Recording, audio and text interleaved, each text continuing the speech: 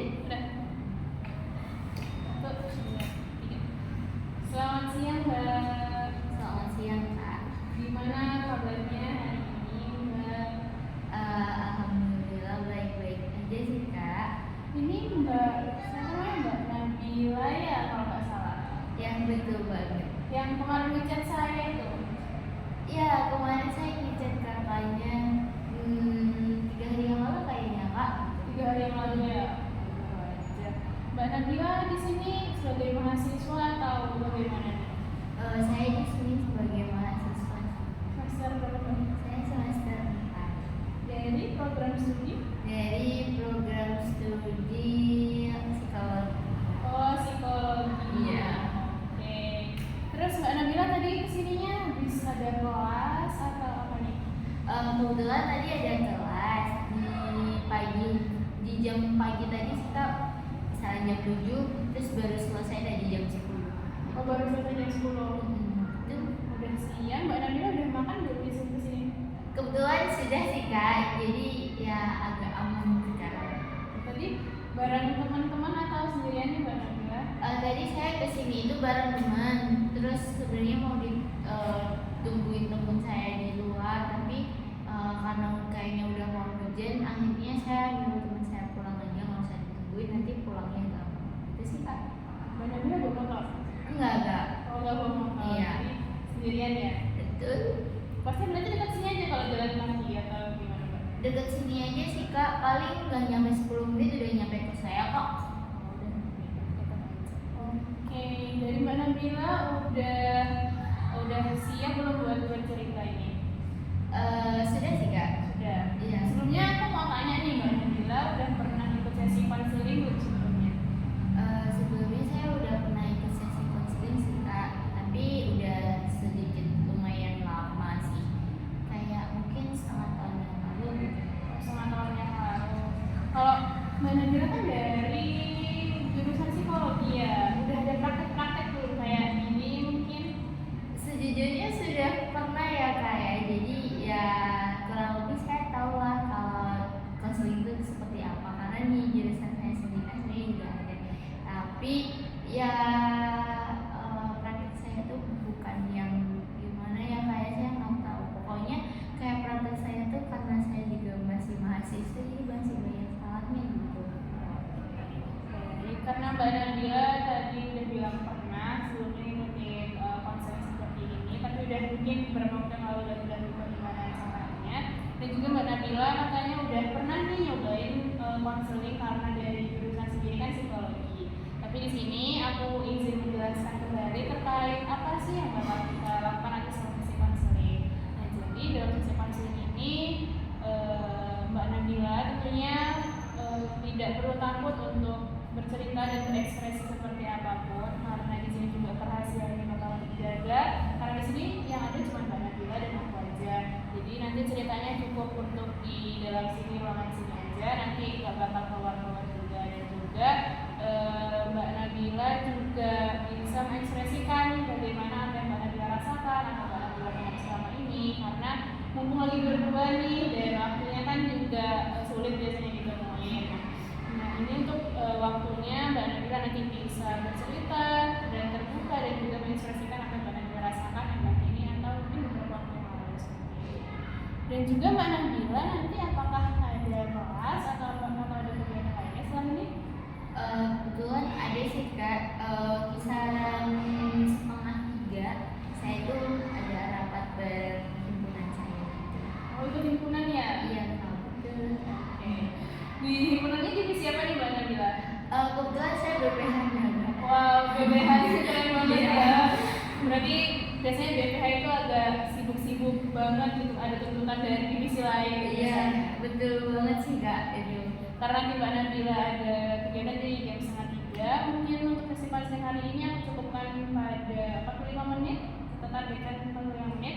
Mungkin kalau nanti ada hal yang ingin dibicarakan lagi atau hal perlu diluruskan lagi, nanti kita bisa konfirmasi lagi waktunya seperti itu. Oke? Udah nyaman belum duduknya? Diperbaiki dulu, terus tarik nafas, terus keluarkan, biarkan diri Mbak Nabila nyaman dulu. Apakah sudah siap untuk bercerita pada saya mengenai apa yang dirasakan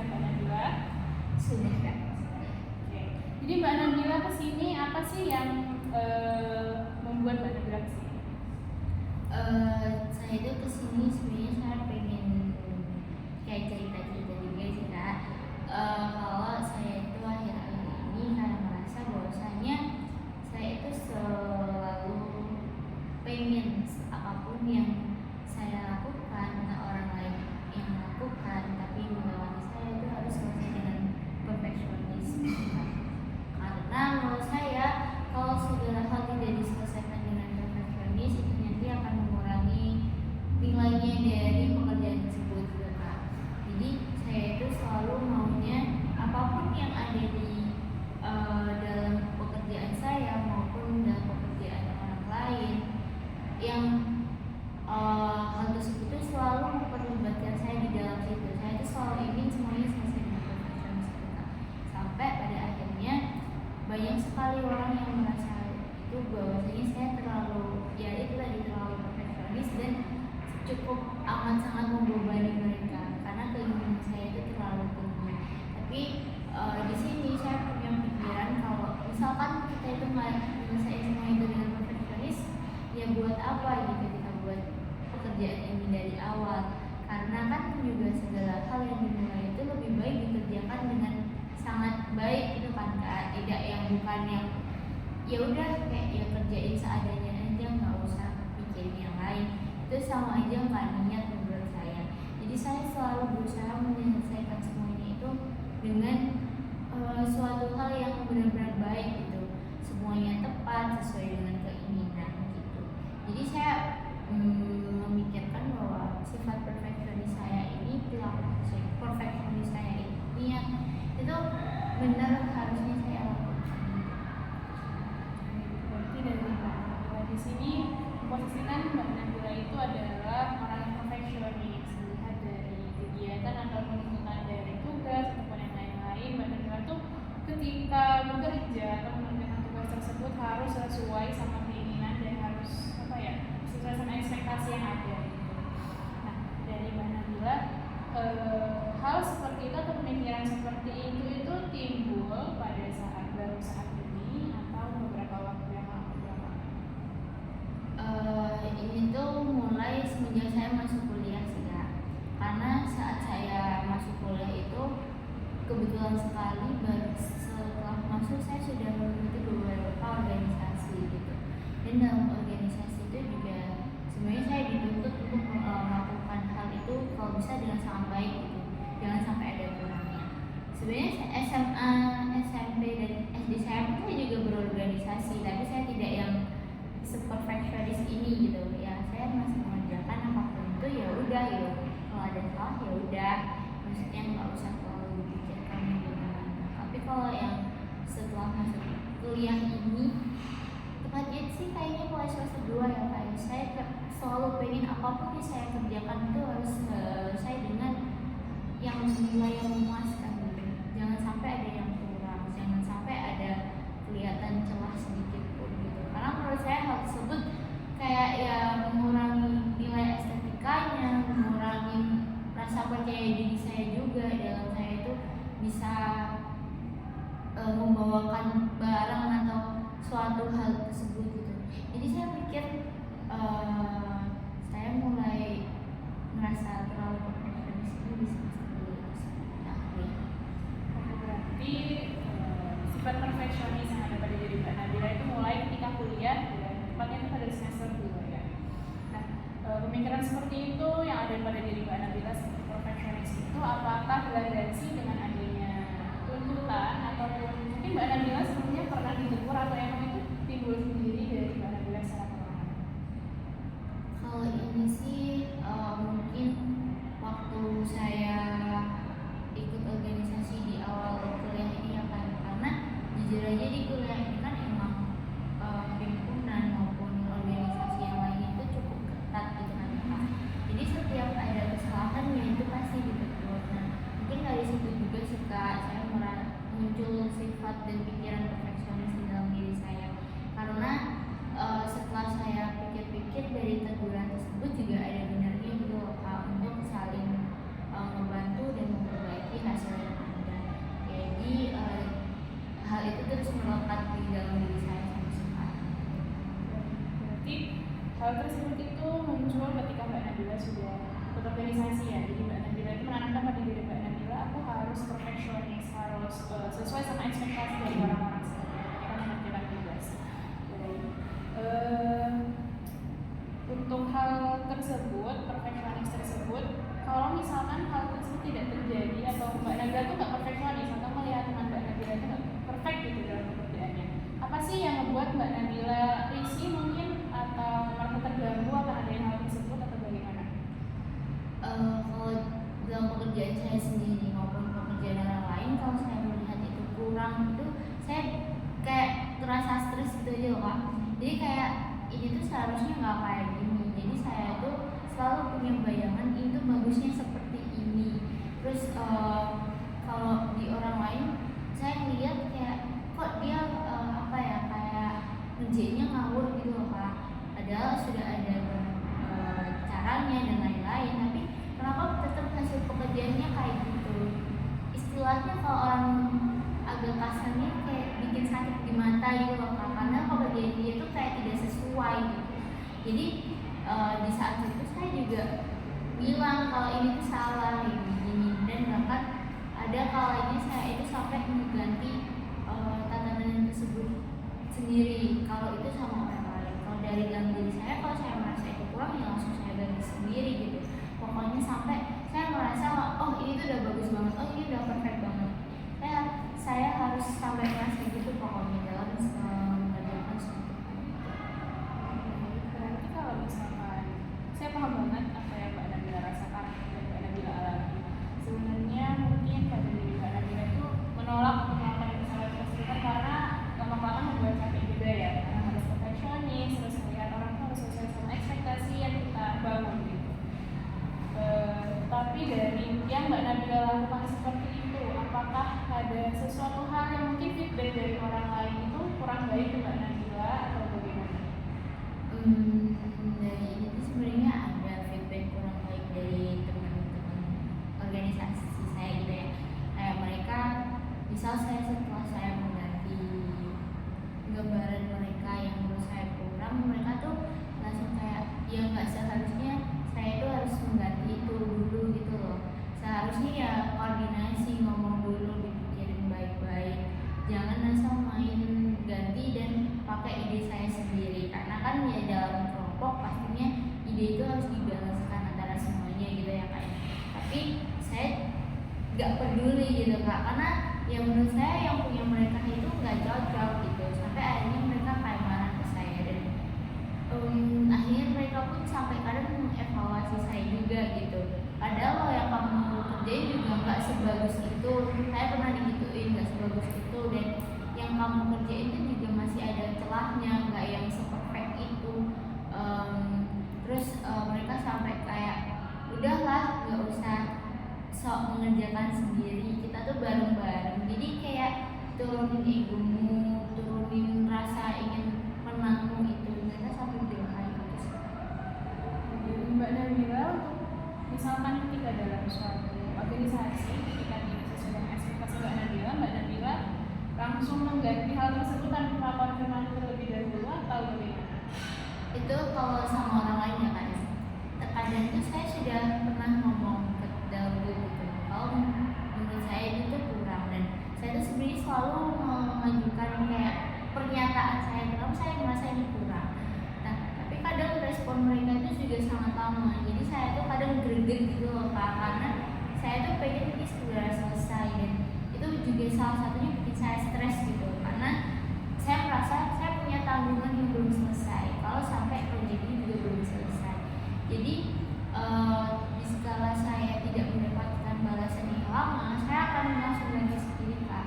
Tapi sebenarnya saya itu ganti, misal dalam PPT gitu ya Kak ya, saya mau ganti tapi saya ngeduplikat terlebih dahulu file yang awal, jadi saya nggak mengganggu file awalnya, saya selalu mengganti itu yang di hasil duplikatnya supaya teman-teman juga bisa membandingkan gitu ya. Jadi Mbak Nabila juga untuk memperbaiki sebenarnya nggak langsung di tempatnya itu ya, tapi diduplikat dulu baru diperbaiki. Tapi respon dari teman-teman itu seakan mereka tidak dihargai atas apa yang Mbak Nabila rasakan.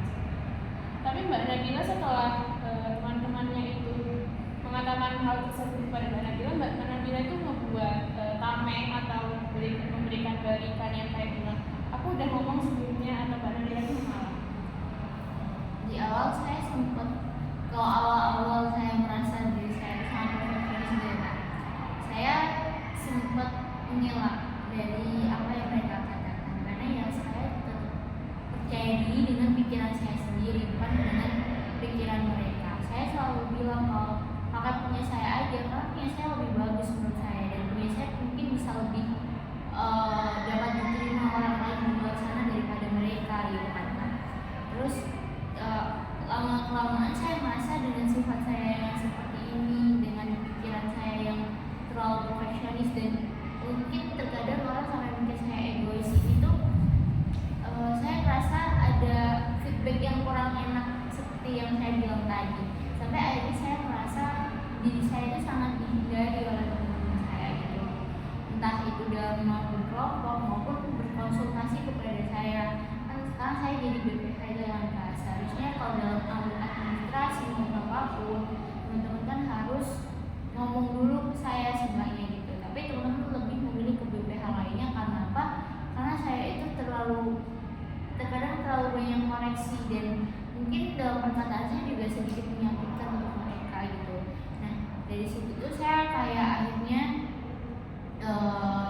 sedikit mengurangi terlalu mengkoreksi orang gitu, tapi saya lebih mencoba untuk berdiskusi mungkin dengan BPH yang lainnya, mungkin dengan cara saya itu datang ke sekolah saya gitu, terus melihat apakah ada anak yang bersangkutan di situ, lalu saya ajak ngobrol bersama terlebih dahulu, supaya kayak ya kita itu sama-sama clear antara saya dan dia.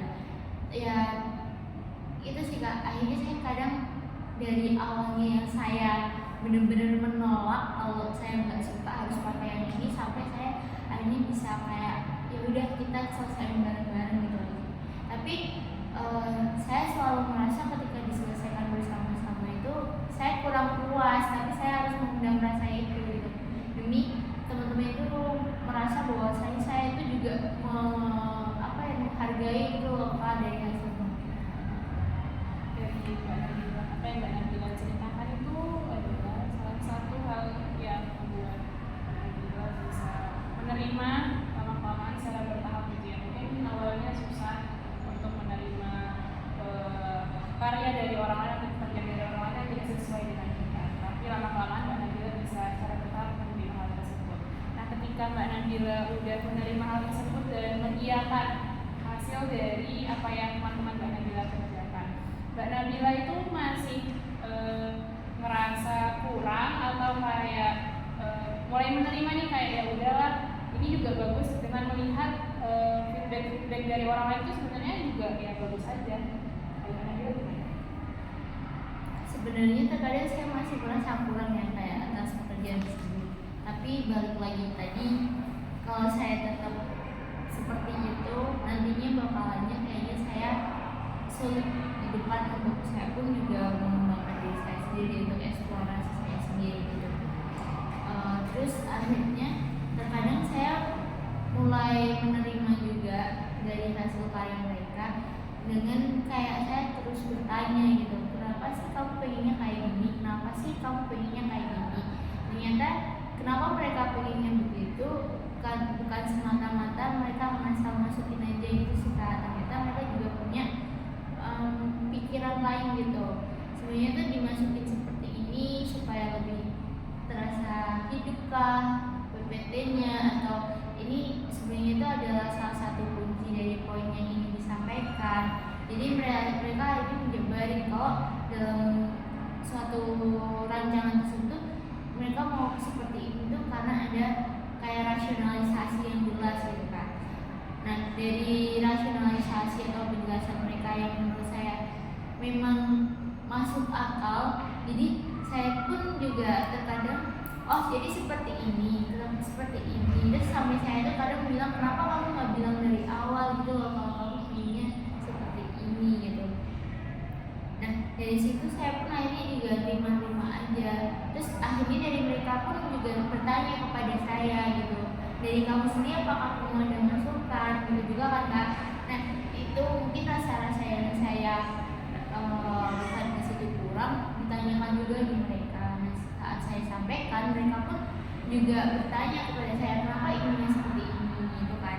Nah, saya juga menjelaskan. Nah, akhirnya di situ ternyata mereka juga menerima saja. Yang penting jangan terburu-buru gitu loh Pak, mereka tuh pengen kayak gitu. Tapi karena saya mungkin terlihat sangat pengen cepet selesai dan karena beban kerja saya itu juga banyak gitu Kak, gak cuma di situ aja gitu. Jadi saya gampang kesulut emosi terkadang gitu. Ayo mereka juga bisa paham dan mereka juga berusaha menyamai timeline saya dan kinerja saya gitu. Jadi saya rasa dengan gimana ya, komunikasi dulu lah gitu pokoknya Kak. Oke, dari Mbak Nabila pun secara perlahan sudah mulai menyadari sebenarnya yang diperlukan pada hal seperti itu seperti apa. Karena kan dari awal Mbak Nabila itu mengatakan bahwa Mbak Nabila itu perfeksionis, tapi seiring berjalannya waktu selama organisasi yang berjalan juga Mbak Nabila tuh udah mulai tahu titik yang perlu diperbaiki seperti apa. Nah, setelah apa yang Mbak Nabila rasakan dan Mbak Nabila lalui selama organisasi tersebut, apa insight yang Mbak Nabila akhirnya dapatkan akan rasa perfeksionis yang Mbak Nabila dapatkan dari diri Mbak Nabila? Mungkin yang bisa saya dapat itu kayak lebih menurunkan ego sendiri ya kayak saya tahu sih saya tuh lumayan berprinsip saya harus perfeksionis gitu, tapi saya tidak tahu gimana cara orang lain itu untuk bekerja. Kan banyak yang tempo kerjanya tidak sama seperti saya, jadi harus bisa membersamai dan menyamai gitu kan Kak. Nah, akhirnya juga saya paham kalau semua orang itu punya perbedaan yang cukup signifikan. Terus mungkin lebih ke arah bisa menghargai satu sama lain gitu sih Kak. Karena setiap orang pasti punya pikiran yang berbeda, punya karya yang berbeda, punya ide yang berbeda. Jadi kayak lebih baik kita itu meskipun berbeda tetap dikomunikasikan supaya tidak terjadi kesalahan atau miskomunikasi antara pikiran satu dan pikiran dua gitu. Baik sekali Mbak Nabila udah mulai memahami apa yang diambil pelajaran dari yang Mbak Nabila lewati mengenai perfeksionis ini. Nah, dari apa yang Mbak Nabila rasakan selama organisasi atau konferensi baru yang Mbak Nabila dapati, apakah hal tersebut bisa membawa pelajaran untuk diri Mbak Nabila yang lain? Karena kan ini Mbak Nabila posisikan Mbak Nabila karena di organisasi. Apakah hal tersebut atau insight tersebut terbawa hingga Mbak Nabila memiliki kelas atau bersama teman-teman yang dimana Mbak Nabila itu menurunkan ego Mbak Nabila untuk berkomunikasi? Jujur hal tersebut sangat terbawa ya kayak di dalam kelas maupun di kehidupan saya lainnya keseharian gitu. Karena dari hal yang saya alami di organisasi tersebut, ternyata hal tersebut mungkin juga dirasain teman-teman saya waktu di kelas atau di mana begitu. Dan syukurnya teman-teman saya yang ada di kelas itu selalu mensupport saya untuk selalu tenang dalam menghadapi situasi apapun gitu kan. Jadi mereka juga terkadang ternyata memberikan saya sedikit-sedikit masukan yang mungkin bahasanya tidak menyinggung saya gitu. Jadi memulai saya itu perlahan paham bahwasanya terkadang perfeksionis itu juga tidak terlalu baik gitu. Ada kalanya dimana kita bisa biasa-biasa aja, nggak usah yang terlalu wow gitu.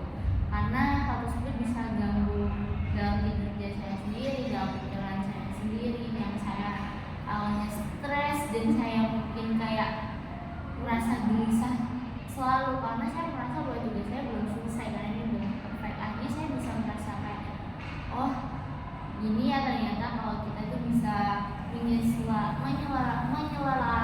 menyelaraskan kayak tempo dari orang, terus kayak ya udah kalau memang berkelompok ya dikerjakannya kelompok, itu ternyata sangat nyaman gitu Kak. Kayak bukannya terburu-buru juga enggak, yang bingung juga mungkin bingung kadang iya, tapi bisa terpecahkan dengan saling ngobrol itu juga. Terus dari saya yang pengen itu terbaik, ternyata dengan saya ngobrol dengan teman-teman, saya justru lebih bisa mendapatkan yang lebih baik dari saya pikirkan.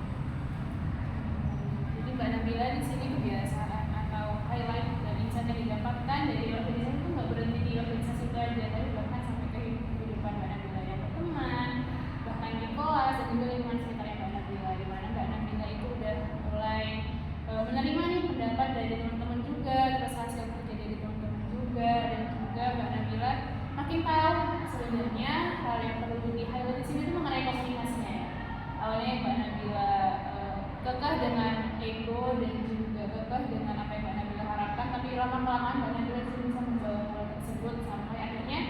membuat Mbak Nabila rasa stresnya berkurang, terus rasa bebannya juga berkurang karena Mbak Nabila menerima apa yang Mbak Nabila sebelumnya ditolak seperti itu. Dari Mbak Nabila, apakah ada yang ingin diceritakan lagi nih mengenai apa yang dirasakan Mbak Nabila hari ini? Mungkin cukup itu sih Kak, karena saya merasa dengan saya ngomong ke kakak akhirnya saya juga tahu gitu, oh ternyata selama ini saya juga sudah menyelesaikan permasalahan saya itu sendiri ya, perlahan gitu, dan dibantu dari teman-teman gitu. Terus yang sebenarnya ini dari awal saya nggak sadar sih Kak kalau saya ngelakuin itu, tapi karena ada sesi ini jadi saya kayak, oh jadi saya sudah ngelakuin itu ya gitu. Kalau begitu ya alhamdulillah juga saya ikut senang juga atas apa yang Mbak Nabila rasakan, karena ya terkadang orang-orang itu masih bingung sama apa yang mereka alami tapi sebenarnya udah mereka selesaikan.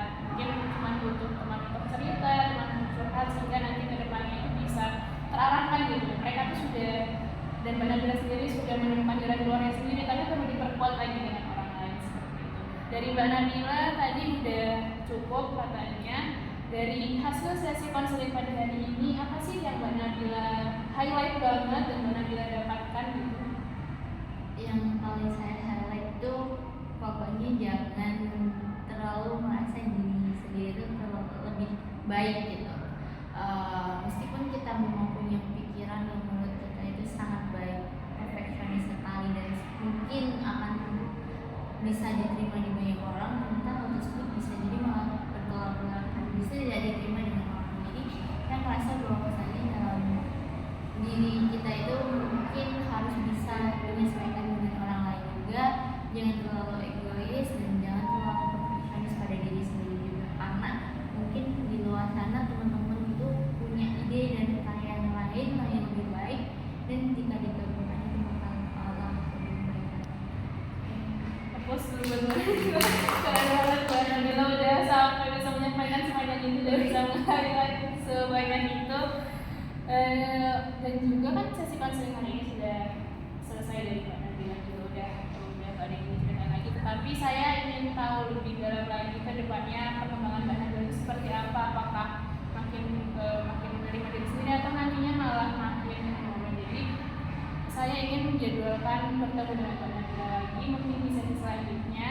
Kira-kira kapan Mbak Nabila selanjutnya?